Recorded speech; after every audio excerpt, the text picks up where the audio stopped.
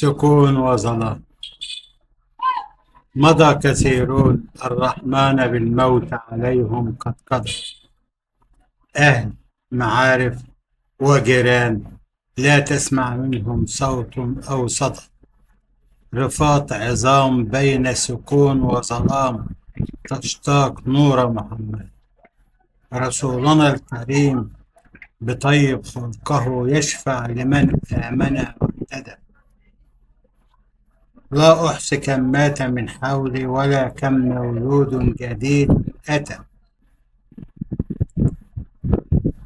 لكن أرى الدنيا تفتن عقولا لا تستجيب ولا تسمع ندى، ولا تذكر كرام الصحابة ومنهم من بالرسول اهتدى، ومنهم من بالرسول اهتدى.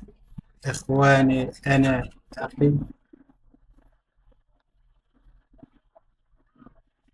إخواني إنه أخي حمدي أدعو بالرحمة إليه على المدى.